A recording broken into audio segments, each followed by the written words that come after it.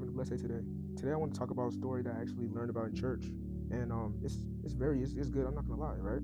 So before this, for context, right? Jesus he fed 5,000 people with I think one bread or something like that. It was like a little amount of bread and fish, and he multiplied it and he fed these people, right?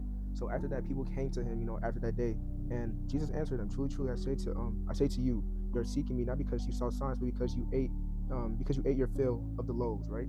So when I think about stuff like that and what Jesus said, right, it has me think back to when we ask Jesus for so much things. We might ask God for this and that, right? But we kind of miss the point sometimes, right?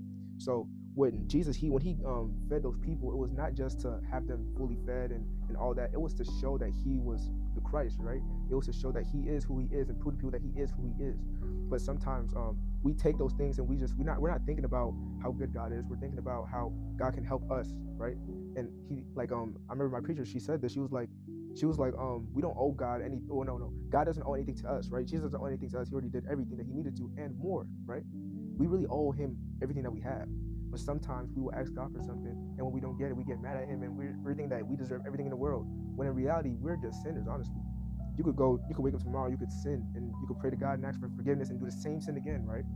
But this just shows how deceitful we are and how honestly manipulative we are, right? So we have to understand that just because God doesn't give us the things that we want at a certain time, this does not mean that God is not real. This does not mean that he doesn't care for us. But this is just him doing things in a certain time, right? If God is so good, then why wouldn't he wait for us to wait to give us something, right, in the right time? For example, if let's say that you have a 9-year-old kid, right? And your 9-year-old kid is like, okay, mom, dad, I wanna drive. And you're like, no, you're too young for that, right? They have to wait to be a certain age because they're gonna now when they're at that certain age, 16, 17, stuff like that, they're gonna understand and they're gonna appreciate that time, right? Or you're not even giving them that opportunity to go drive that car because they know that it might have, well, they could figure out that it might have hurt them. Just like with God, right? He doesn't give us certain things at certain times because he knows that's gonna hurt us, right?